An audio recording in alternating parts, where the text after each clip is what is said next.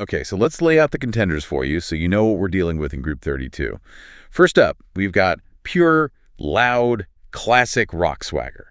Is Guns N' Roses with their double live album, Live Era 87-93. A powerhouse. Then moving to something completely different, we have the album that, according to the notes, has been just blazing ahead. It's Lady Gaga's ArtPop. Okay, and then there's the wild card. The true anomaly in this group, I think. It's a compilation album called Legends, which is actually a giveaway from the Daily Mail newspaper. Full of various, huge artists. And finally, rounding out the group, we have this really intense, contemplative, almost philosophical record from the late 90s. It's Alanis Morissette's supposed former Infatuation Junkie. So the stakes are clear. 2 of these 4 will advance to round 3.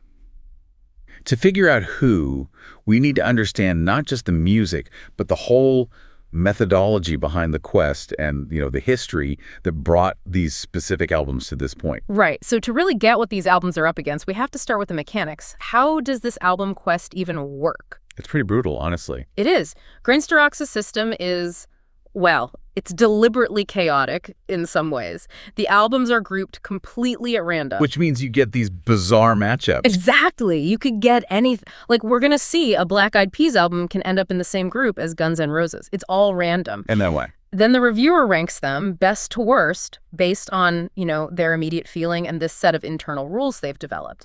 And here's the crucial part. Only the top 2 move on. The bottom 2 are just gone. Eliminated. It's such an interesting system. It's almost like a Darwinian, survival of the fittest for albums. It is. It forces this ranking where genre isn't supposed to matter, but as we're about to see, personal history, subjective taste, that becomes the decider. It's just fascinating to see this level of structure applied to something as subjective as art. Right. And to really appreciate the drama in Group 32, we have to look back. We have to understand what these albums had to overcome just to get here. Let's start with the one that came in looking like the front runner, Lady Gaga's ArtPop. So if you're trying to understand the quest, the big takeaway here is the sheer breadth of what Gaga had to beat. The fact that Greenstarox put ArtPop ahead of major hip-hop, adult pop, and a rock subgenre, it shows a huge amount of confidence in that album's quality. It kind of transcends style for the reviewer. It totally sets a precedent. It comes into this round as the one to beat. Now let's contrast that with the journey for Guns N' Roses' Live Era, 87-93. They also made it through from Group 136. But their path, it was a bit more shaky. A lot more shaky. It suggests a vulnerability. They finished in 2nd place. So they just scraped by. The notes say they beat out Bryan Adams' album 11, but, and this is the part that I think needs a lot of scrutiny, they finished below the end by the Black Eyed Peas. That detail it's just so critical to understanding the quest. Think about it. We're talking about a definitive double live album from one of the biggest rock bands ever on their most famous tour. Right. And it was judged to be inferior to a Black Eyed Peas record from, 2009? It tells you everything, doesn't it? Oh, yeah. It means that, traditional critical acclaim or rock history, that doesn't get you an automatic pass in this album quest. Not at all. Greenstarox's personal enjoyment, maybe the energy, the track selection on the end, something about that album must have really connected to justify that ranking. You really have to stop and think about that. It suggests that the quest criteria might value, I don't know, modern pop production or maybe just pure fun over historical rock grandeur. And that's a huge clue for how this round might play out. A huge clue. Now let's look at the compilation, Legends, Daily Mail. Compilations almost never top their groups, and this one qualified from Group 213. And it had a pretty tough fight. It did make it into the top 2, though. It knocked out the Definitive Collection Disc 2 from Lionel Richie and another compilation called Giants of Rock Live. So it proved it was the best curated collection in that group. But just like Guns N' Roses, it came in 2nd. It was ranked below Songbook by Robbie Williams. So we're seeing a pattern here. We are. 2 albums, GNR and Legends, they both made it through round 1, but they weren't the dominant winners. They might be coming into Group 32 with a lower internal ranking, which makes them more vulnerable. And then we get to Alanis Morissette. Her album, supposed former Infatuation Junkie, its path through Group 26 is, it's frankly astounding. And it really sets the stage for the drama and the self-doubt we see in the notes later on. Oh, this is where we really have to slow down. Because the result from her first round, it just defies musical gravity. Alanis's really sprawling, contemplative 1998 record, it topped Group 26. Okay, and what does it beat? In doing so, it shockingly eliminated 1987 by Whitesnake, Yeah. a foundational, hair metal masterpiece, and Experience Hendrix, a compilation of arguably the greatest rock guitarist of all time. Hold on. She beat Jimi Hendrix and Whitesnake. She beat Jimi Hendrix and Whitesnake. That is a judgment so controversial, it's almost unbelievable. What on earth could the criteria have been at that moment for that album, which is so philosophical and wordy, to overcome those rock titans? It has to mean that the emotional connection, the lyrical depth that Greenstrokes felt with that Alanis album in that moment, it must have just completely outweighed the historical importance or the musicianship of the rock albums. But here's the kicker, right? The source material later expresses regret. Exactly. Deep regret about this very decision, which means the validity of Alanis even being in round 2 is shaky right from the start. So the history really sets the stage. Gaga is the dominant force. GNR and Legends are vulnerable second-place finishers. And Alanis is, well, she's standing on the shoulders of giants she might not have deserved to defeat. And now we see how they all stack up against the single most important rule in the whole quest. Right. Before we can even talk about the music on these albums, we have to look at the one factor Greenstrokes says is the most critical: the album opener. It's everything. The opening track is the gateway. It's the handshake. The source material states, and this is a direct quote, that a strong opener makes all the difference to the enduring impact of an album. This isn't just a slight preference, it's a hard metric. The album has to grab you from the first second.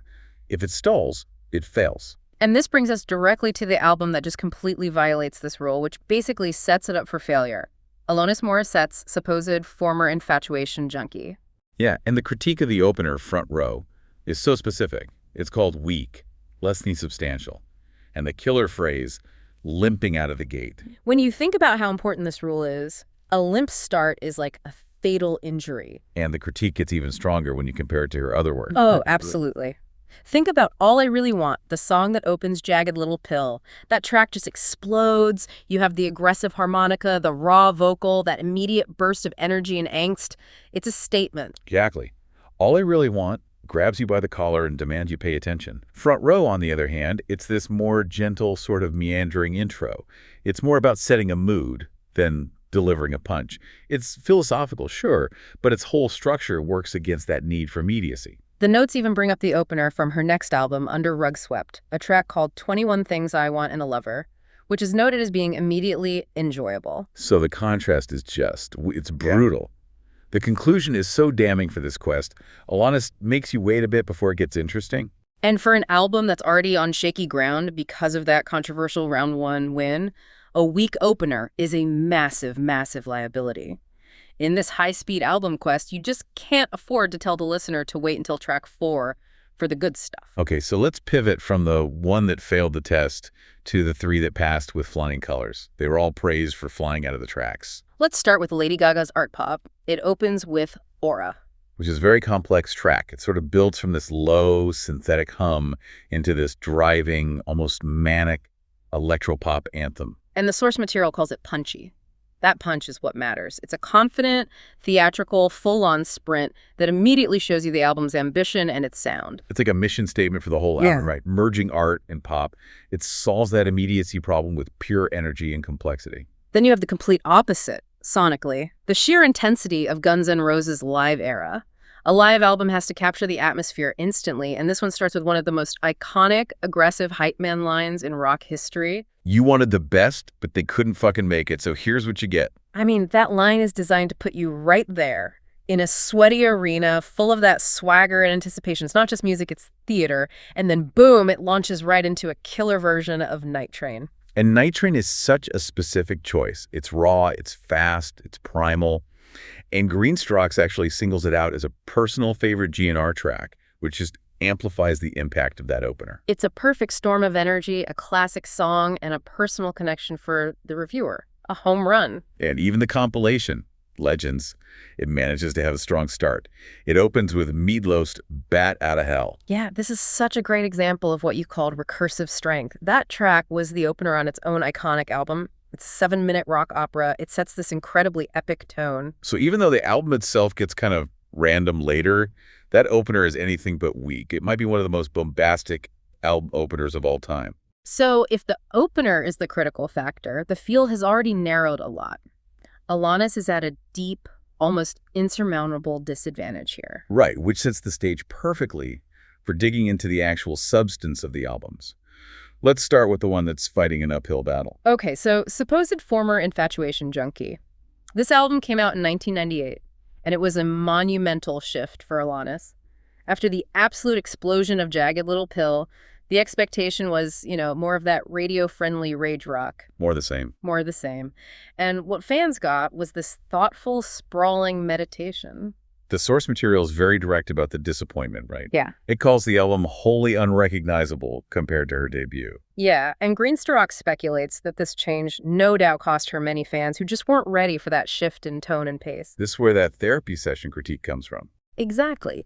The track The Couch is singled out as being symbolic of the whole experience. It's deeply personal, philosophical, and, well, musically it meanders. Alanis is clearly processing her fame, her success, everything that happened after Jagged Little Pill. And the sheer length of the songs, the volume of lyrics, that's what leads to that description of her singing you a novel. It is. It requires a huge investment from the listener, both in time and emotional energy. And while that's artistically admirable, it runs completely counter to the Quest criteria, which seem to reward immediacy and high-impact fun. This is what leads directly to that moment of self-doubt from Greenstocks, which is so rare to see in these notes. It's extremely rare. They almost never second-guess their rankings, but here they explicitly question their own judgment. What's the exact quote? They write, "I wonder what I was smoking to put this album ahead of Crowded House's Together Alone and Whitesnake's metal classic 1987 back in Group 26. That's not a minor regret. That is a fundamental questioning of whether this album even deserved to be in round 2 at all. It is. It implies the original ranking was maybe too focused on the lyrics, on the novel, and it completely ignored the raw musical power of the rock albums it beat. So the album comes into this round with the reviewer already thinking it might be a mistake. But to be fair, the album isn't dismissed entirely. The notes do say it has a definite charm and is layers deep. So it rewards the consistent listener. If you stick with it, yes. But that's the problem. The notes also say it's not spectacular and gets a little samey in places. It just struggles with momentum. And that lack of momentum carries on until one specific moment that gets praised. Right. The analysis says the album finally gets going when that beautiful flute kicks in on That I Would Be Good. That moment, which is pretty deep into the album, injects some much-needed direction into proceedings. Which is so telling. The fact that the album's big moment is a mid-track instrumental shift, it just confirms the weak start and the general lack of coherence. It's an art piece, but maybe too slow and too demanding for this brutal quest. Okay, let's switch gears completely. From the contemplative novel to the meaty metal marathon. Guns N' Roses live era, 87-93.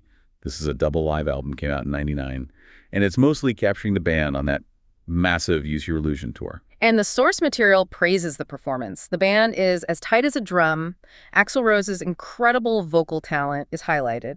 This wasn't just a band playing songs, it was a phenomenon, and the album really captures that real meaty metal sound of the era. But right away there's a practical problem for the Quest listener. Yeah. The length. It's 2 hours long. The notes literally say you have to cancel all your plans for the day just to fit in a listening session. And that's a really crucial point for the Quest's criteria. The quality is high, but the time investment is enormous. Yeah. The Quest often seems to reward a perfect, repeatable 45-minute experience. A 2-hour commitment is a huge ask. It is. It really challenges that preference for immediate gratification and, ease of consumption. But you can't deny the track list. It is just a relentless parade of classics. You've got Welcome to the Jungle, It's So Easy, the acoustic side with Patience, the huge stadium anthems like Paradise City. And, of course, the big covers like Dylan's Knocking on Heaven's Door. The performances are just massive. The Use Your Illusion era, that's when the band was at its peak technically. Even with all the drama behind the scenes, the sound is just huge. But even GNR isn't safe from the reviewer's very specific opinions. We have to talk about the November Rain controversy. Right. The track is on there. It's a centerpiece. But Greenstocks uses it to draw a very hard line about the band's true creative peak. It's a classic example of this Quest's specificity. Most people see November Rain as this creative triumph, rock meets orchestra. But Greenstocks has this uncompromising view. Guns N' Roses peaked between tracks 1 and 12 of Appetite for Destruction. That is an incredibly precise and narrow window of perfection. It is, and it implies that everything after that, even these excellent live versions, is somehow secondary. So while the overall take is that Live Era is an awesome and powerful collection, there's this little asterisk, this philosophical note, that it's documenting a post-peak band. And that subtle detail, that it's awesome but not peak awesome, might be what keeps it from getting the #1 spot. I think so. Now, for our third contender, this one is maybe the most unique. A free compilation CD from a newspaper. You'd expect something like that to be, second rate.